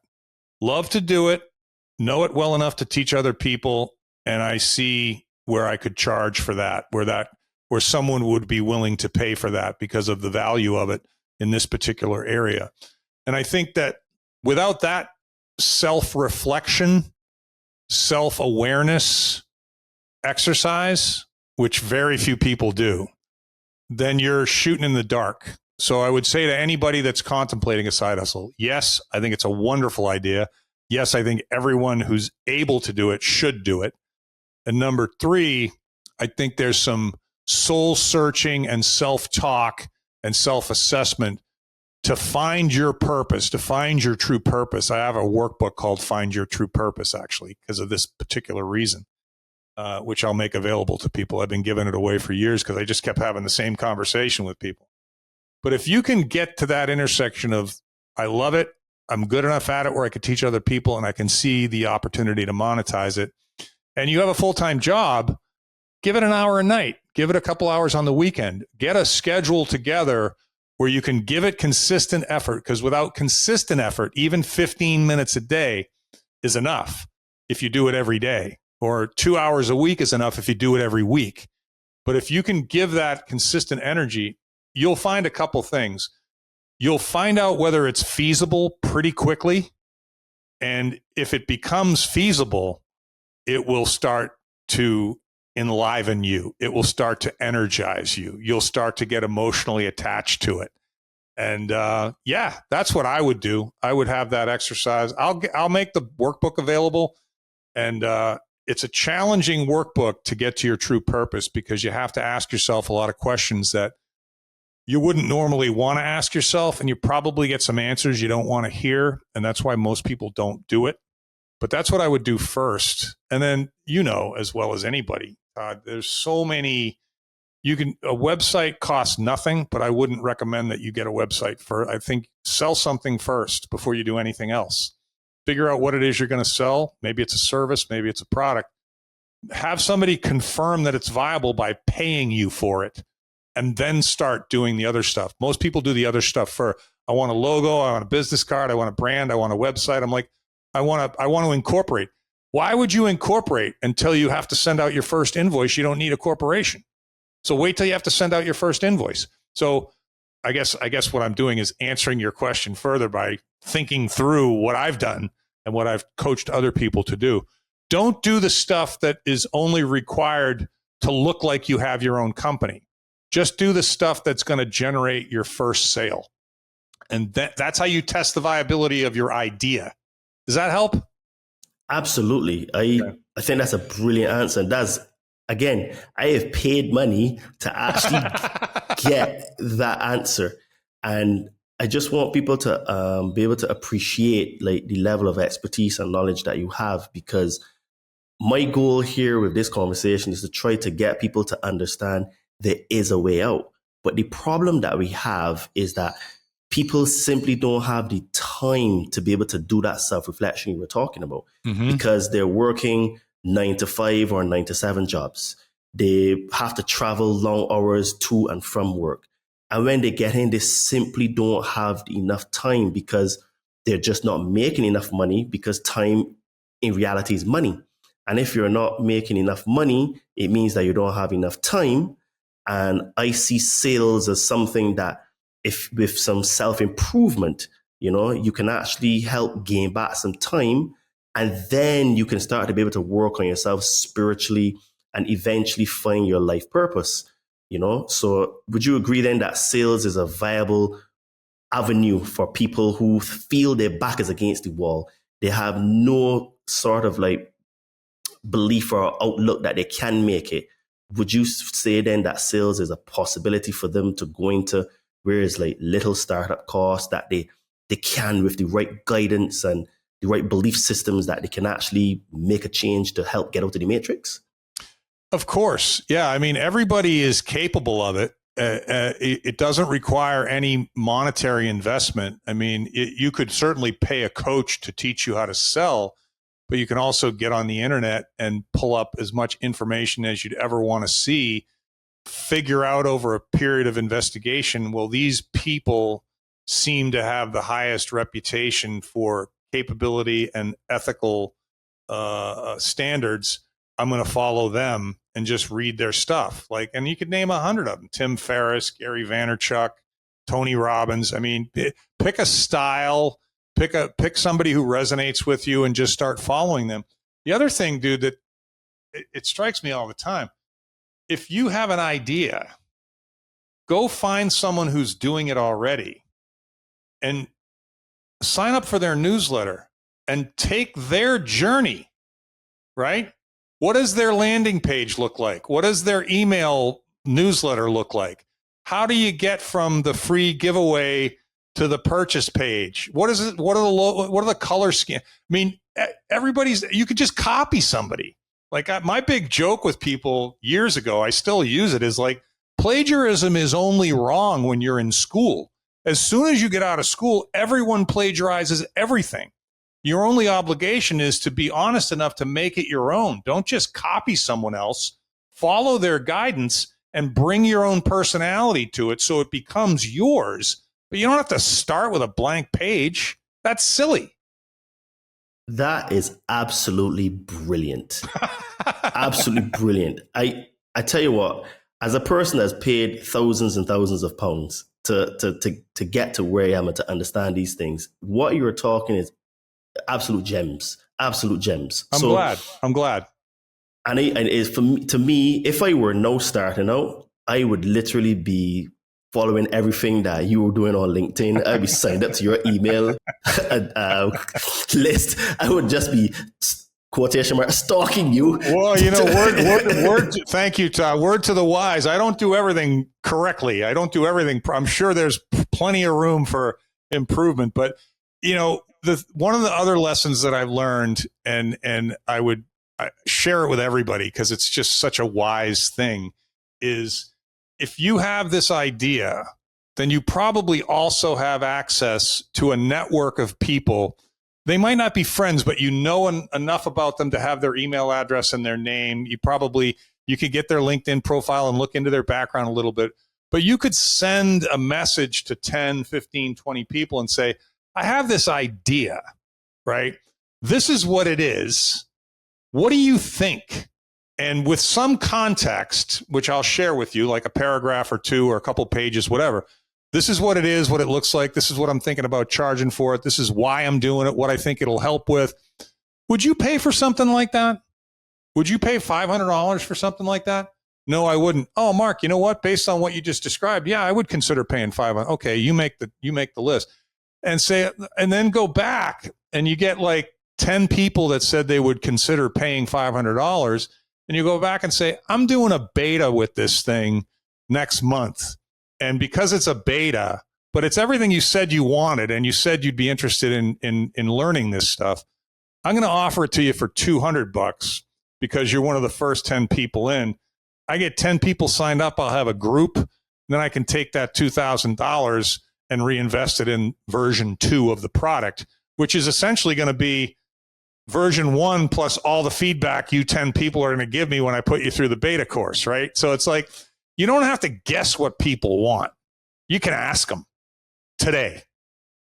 It's true. Very true. And that's another brilliant idea for people to use to if they think that, you know what, there's no solution out there for them, that is another brilliant idea, you know? Yeah. You know, Todd, somebody said to me, I think it was a British guy, don't spend your life thinking that other people know more than you do.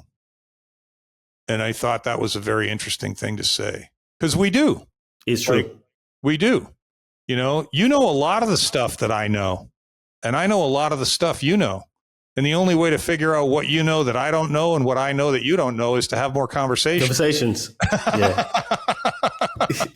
You know, it's so true. It's so true. So you've helped create 4 millionaires and guided your own kids into successful online businesses. What's your philosophy on mentoring the next generation? Yeah, I mean, we've covered some of that. I love the word mentorship. I love, like, if I was to give anybody advice on mentoring, it would be that if you're looking for a mentor, invest a lot of time and energy in that, because most people don't invest any time or energy in that. They luck into a mentor circumstantially, or they never have one. And the mentor can accelerate your progress exponentially. I think the challenge with mentoring today's generation is exactly what we've discussed. It's getting people that will pay attention. It's getting people that will show up consistently. It's getting people to take ownership and responsibility for their own outcomes. And one of the other things that I've done that I've tried to be cautious of, I've probably done it with you, but it's because you're a great audience, is share too much. And I don't mean too much in the sense that I've shared something I shouldn't have shared. It's like the human mind can only remember so much stuff. And if I were to get better, if I had the luxury of every iteration of a training session with someone, I could use that to get better in the next one, I think I would share less content at a time and more context, right? So you don't have to remember 15 things. Just remember these 2 things in the context of this, and use them in the context of this. And then 2 months from now, after you've been using them for 2 months, I'll bring another 2 to the table. But when I started mentoring people, I would bring all 10 to the table, like so excited to give everybody everything. And like, people don't remember any of that, you know? So that's the one caution I would give to someone who's contemplating being a mentor. Don't feed people through a garden hose, right? Let them sip from the tap. And I still make that mistake because I get excited. I totally agree, and I suffer from it as well. And it's something that I have to be very cognizant of when I'm, coaching and mentoring and stuff. And it's true, if you give people just a couple of things that they can concentrate on, then you build on that, right? So like, even when I'm designing my fitness programs, I start them off on 0, and then every month it progressively gets a little bit more difficult to be able to, allow them to grow month by month by month in terms of strength and all that kind of stuff, Yeah. Yeah. So what's one powerful exercise or question you use with your mentees that consistently leads to a breakthrough?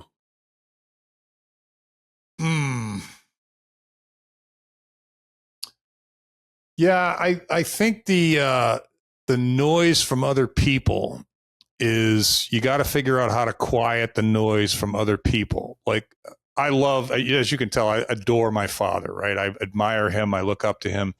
When I told him when I was about 30, I'm leaving this big job with all these benefits and money to start my own company, he thought I was nuts. He told me, "You're crazy. What are you doing?" Well, he worked for the same company for 35 years, right? So his perspective was irrelevant with respect to that particular piece of information.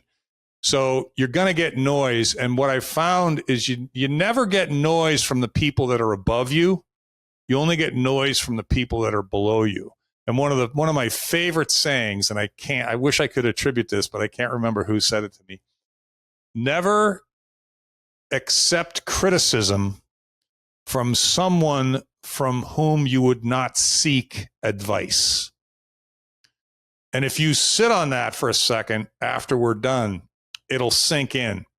It's like, man, because everyone wants to tell you not to do stuff. Everyone wants to tell you can't do stuff. Everyone wants to tell you, who do you think you are? You know? And when the self-doubt creeps in and the inner critic starts screaming at you, you start listening to those people, and you got to figure out a way. Maybe it's not a question that you were looking for, but it's what popped into my head when you asked me. If you can quiet that noise, then it's a game changer. Yeah, I do agree. And this is something that one of my mentors always says to me as well. He says, almost the same word for word, never take advice from a person who is not in a better position than you. Same concept. Yeah. Yeah. Same concept. And we do. It's easy to let that noise in. And, you know, in today's day and age, there's so much noise from everywhere. It's true. You got to shut stuff off. I hope I answered your question. No, you did. So basically, that's one of the good things. That's basically a good distinction for people to get, because it is not, it's mostly our friends and family that would actually deter us from actually taking risks. And it's not because they hate us, it's because they love us. But the problem is that the vast majority of them have never done the things that we would like to do or something similar.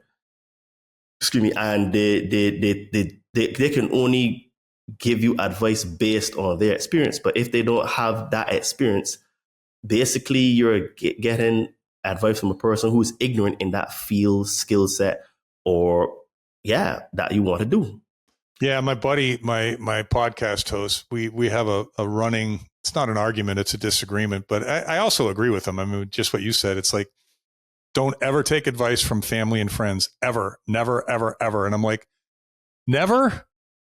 Almost never, maybe, but every once in a while, but it's true. Their love for you, and this is one of the things, and maybe this is to help you wrap up, but it's one of the things that I talk to people about in initial conversations as well, is if we start talking about who you are and why you are who you are, I almost could guarantee you we're going to get back to a point where at some point in your life, someone who loved you or you looked up to or was a person of authority said, you should do this. Your parents said it, your coach said it, your teacher said it, your guidance counselor said it, your favorite uncle said it. And so many people, Todd, in my experience, are doing what they do right now because someone else thought it was what they should do. It's like my guidance counselor in high school said, you should go to a good school and study business and go to work for a big company. And she meant well, but that's exactly the opposite of what I should have done, because she didn't really know who I was, because we didn't have the opportunity to share with one another who I was over a long period of time. So there's a lot of misguided stuff going on out there with good intentions. And that might be the most dangerous place to be of all, because when someone who you love and respect says you should do something, most of us will do that, you know, and then we get caught in someone else's box. It's true. It's very true. And this is why you have to get advice from people who have achieved the thing that you want to achieve, because they can definitely guide you and give you advice and counsel based on their experiences, because most likely you would go through the same things that they have gone through. Mm-hmm. So how do you help people stay aligned with their purpose when they're in the grind of building a business or mastering sales? Yeah, you know, it's repetition for sure. My scene with people right now is, you know, it's a 1 to 3 hour experience. It's a 30-minute call where I flush out what it is that you need help with. I bounce off you some candor, like you're wrong about that, or you should think about that differently, or maybe there's a different way of doing this. And then if they engage my services, I charge them for 1 hour, and we sit down at that hour and we go through everything we just talked about, the True Purpose workbook. I give them a workbook to help them with their LinkedIn profile. I give them a workbook to help them prepare for interviews.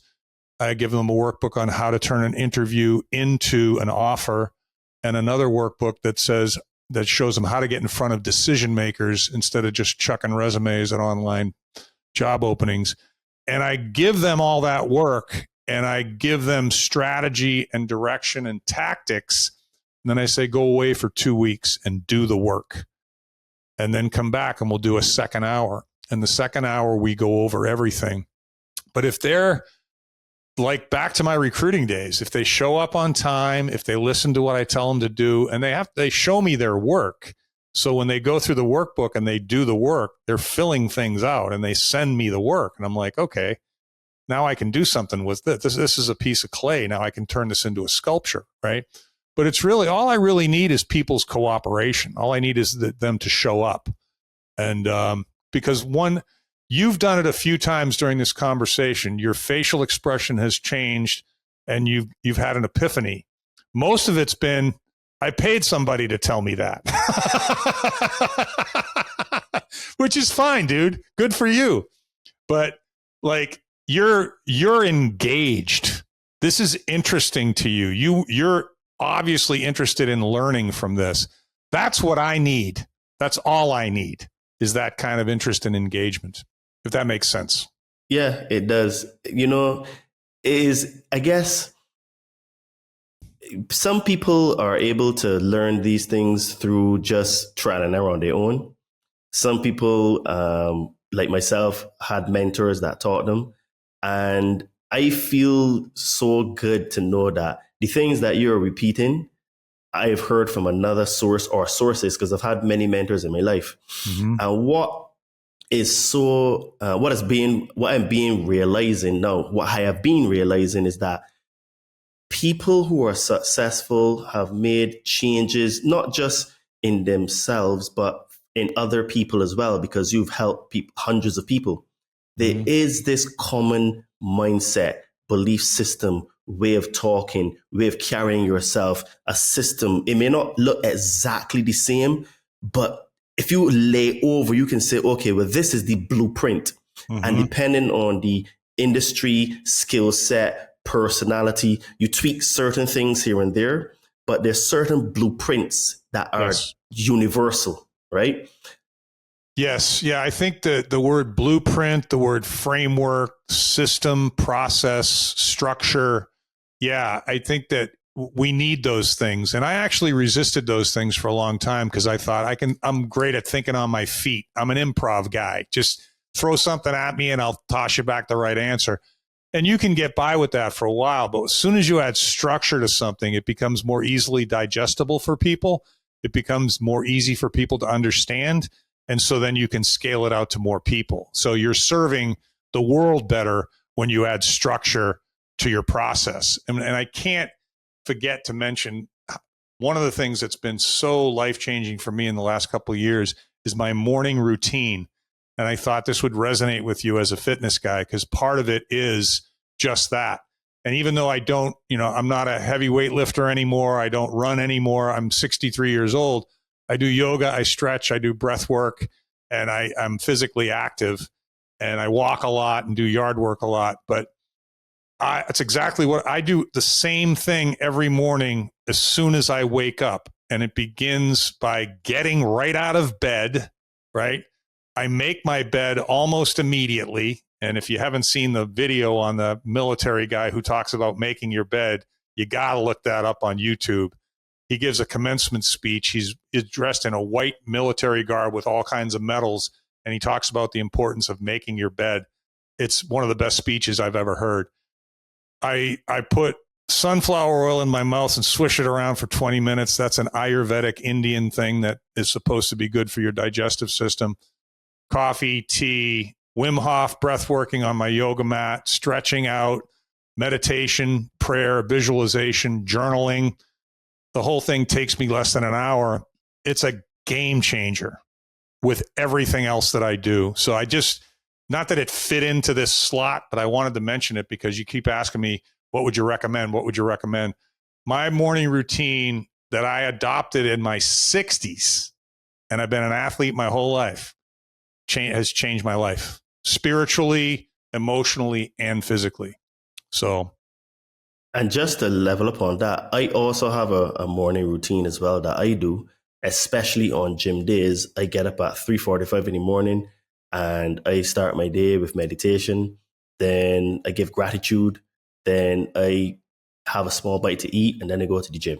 mm-hmm. And then when I come back, I make my breakfast, then, all the other things associated. But I do have a morning routine as well. Mm-hmm. And meditation is a big part of that, Mm-hmm. because it helps me to prepare for the day, helps me to stay in the right mindset, because mindset is key to Mm-hmm. everything in this matrix that we live in. Yeah. Yeah. So, no, it's true. Yeah. And I like your, gratitude. That's one of my other favorite words. When I default to any emotion, it's always gratitude, because I don't know if this is true or not, but I've heard it more than once, Todd, that if you are feeling really grateful, like truly grateful, there's no room for any negative emotion. You can't be grateful and angry at the same time. It's mentally impossible. It physiologically doesn't work. So you can't be angry, you can't be anxious, you can't be sad, you can't be anything negative. If you're feeling grateful, there's no room. I found that fascinating. yes, it's true, because you can't have two energies existing in the same place. And because energy is neither created or destroyed, it can only be displaced. You displace the negative energy with the positive energy, and then vice versa. So only one energy can occupy the space at one particular time. Well, yeah, what he said. So what legacy do you hope to leave behind, not just in business, but in the lives you've touched and the consciousness that you have helped to elevate? Yeah, that's certainly something I think about more lately. And it's something that I talk to more people about, because I think a lot of people and a lot of guys that are my age, a little younger, a little older, they're occupying some of their mind space with that question. Certainly, I would like to be remembered as a great dad.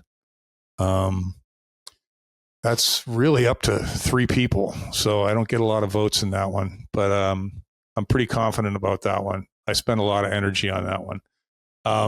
A good friend, and I would like to have left a lot of people thinking, he served me, he helped me, and it makes me think of one of my buddies, one of my really good friends, asked me a couple months ago, can you help this young man who's one of my daughter's friends? He grew up in the neighborhood and our families were good friends.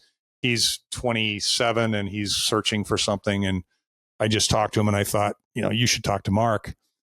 And I asked my friend, Miles, I said, well, what do you want me to do for him? And he said, why don't you do for him what you did for me? Because I hired Miles and trained Miles years ago. And I go, what did I do for you? And he goes, you gave me confidence. And I thought, I'm going to hang on to that one. So I would like to think that I've left quite a few people feeling a little bit better about what they were capable of doing than before they met me. Brilliant.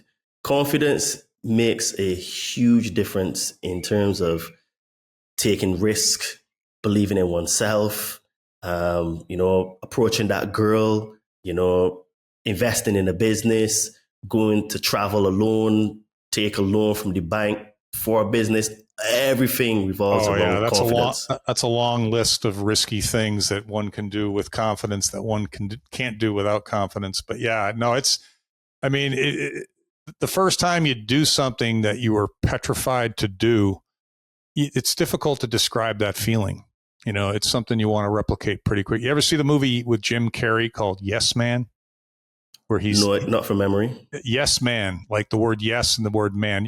You watch it when you have a moment. It's okay. He finds himself in a situation. He's a loser at the beginning, and he bumps into this guy. I won't ruin the story, but one of the guy's adages was, what I'm going to teach you is when you leave me now for the rest of your days, say yes to everything that you would normally say no to. So he was like bungee jumping off of things. He even robbed a bank, I think. It was just like, but what happened to his character when he went from saying, no, I don't want to go to that party. I'm not going out tonight. I want to stay in. I don't want to meet that girl. No. What happens to him when he starts to say yes? It's not a great movie, but what a wonderful life lesson, saying yes to stuff that scares you. It's a great lesson. Absolutely. And I tell this to all of the people that I coach and I work with, that the more that they say yes, the more they're able to confront their fears and traumas and also level up their life. Because yes is a word that that allows a new possibility to be created, right? Sure does. Yeah, and sure does. We live in a world of infinite possibilities, and there's only one word that can help you to tap into those infinite possibilities, and that's the word yes. Yeah. And Richard Branson has a famous saying. He says, if someone shows you a fantastic opportunity and you're not sure if you can do it, you say yes and do it anyway, and you learn on the inside how to do it. That's right. That's right. Yeah, no. And ask for forgiveness later. Don't ask for permission, ask for forgiveness later. I'm a huge fan of that statement. I've used that my whole life. I agree. It's better to ask for forgiveness than ask for permission, because at least you know what the boundaries are, and you know, well, okay, that is the limit in which I can go, and then you learn something, Yeah. So we can get you out of here, but we just have a quick rapid fire round. This is something new that I'm trying here. So you can answer is very short questions, and the answers whether it be a few words or just like a one sentence. So name one book that has changed your life. The name just jumped out of my book. It's M. Scott Peck is the author. Road Less Traveled? The Road Less Traveled? The Road Less Traveled. Yes, thank you. Yes, The Road Less Traveled. There's another little one that I read more recently, the War of Art. Interesting. Stephen Pressfield. It's a short book, and he writes all about what it means to be a professional, to be a pro, and very interesting life story. Got his fame and fortune very late in life, and if you're a creator, it's a great little book, and you can read it in a sitting. The War of Art. Okay, awesome. And what do you think is the most underrated spiritual practice? Prayer. Yeah, okay. Prayer. And I think meditation and prayer are the same thing. Meditation is to the universe and prayer is to God for me. But okay. I think we take prayer for granted. Okay. So cold showers or meditation, if you had to pick one? Oh, I love them both. That's not fair. I'm doing them both. I'm not listening to you. I know. I would have to go with meditation because I've done more of it, and I already taught I can get myself into a state of presence in a matter of seconds now, and it's really powerful. But cold showers are awesome, So okay, I tend to more prefer meditation myself, but cold showers they have something about them, Oh yeah. So, best advice you've ever received? Borrow money when you can. Don't wait until you need it. Okay. Because when you need it, you won't qualify for it. Okay. So my first boss told me that, and he said it's a credit line thing. If you got a house, get a credit line. Get $150,000 credit line. If you don't touch it, it doesn't cost you anything, but it's there, and it'll be there 5 years from now when you actually need a little money or whatever. That came in handy a couple times for me. I think that's brilliant advice as well. So, Mark, it has been absolutely fantastic talking to you. I really enjoyed this conversation. Me too, Todd. Yeah, me too. Because, a lot of the things that you said resonated with me highly. So tell the lovely people where they can find you, what services you offer, how you can help them. And if they're interested to work with you, tell us a little bit about that process and all that kind of good stuff. Yeah, like I said, it's pretty simple. I think you can find me on LinkedIn, and I think you might put my LinkedIn profile in the show notes or something, and my website, which is, again, markaylward.com, MarkAylward. I do have some pretty good free video content on my YouTube channel, which is also my name. And I encourage people to go look through my stuff. I got about 150 articles on LinkedIn. I have a newsletter. I have 100 episodes of my podcast, The Imperfect Men's Club, which is, we have a lot of fun with that. It's interesting conversation. We'll talk about stuff like this, and then my website. So that's, and what I would encourage people to do is, if what I'm saying resonates with you and you want to connect with me, just get on my calendar. And I have a couple of questions in my Calendly calendar when you sign up. It's a Zoom call, so we'll get to see each other. And a couple of questions about what's challenging you. What do you want to talk about? Give me some context. And then when we get on there, in 20 minutes, I'll be able to tell you whether I can help you. And then the last 10, I'll tell you how. And if you don't want to engage my services, I'll leave you with at least a couple of tips. A couple of them I probably shared with you already right here. But it's worth everyone's while to check in for 30 minutes. And I'm still customizing how I teach people, because everyone's different. So rather than say, go get this or go get that, or look at this or look at that, give me that 30 minutes and all those free workbooks will come your way no matter what. And if you need my help, we can figure it out together on that call pretty easily.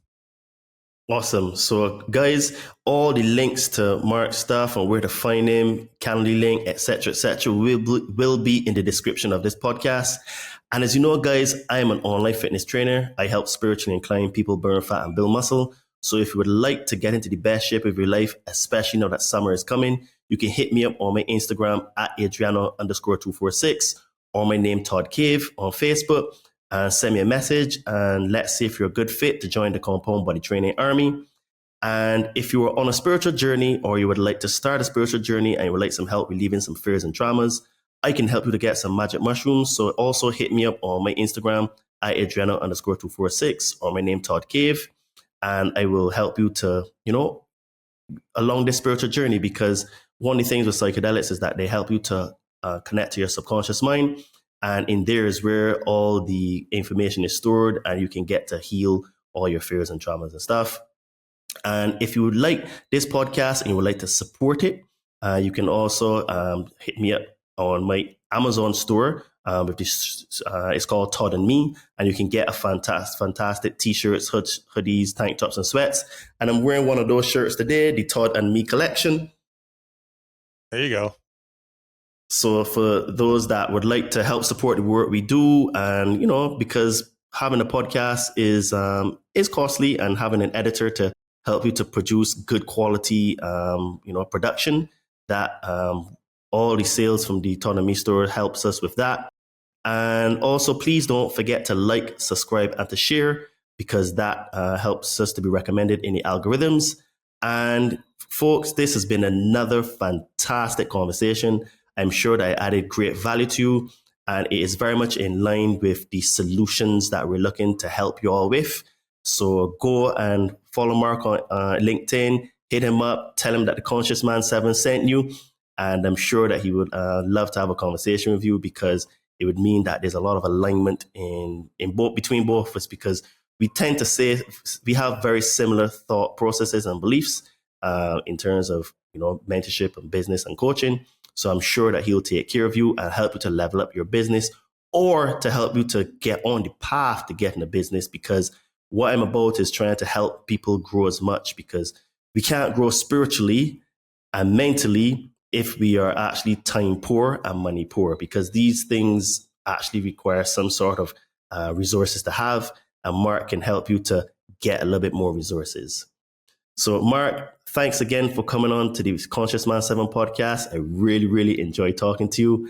Yeah. And all your links will be down in the description of this podcast. And thank you, people, for tuning in to another episode. Keep smiling, keep shining, and keep being the change you want to see. Cheers and namaste.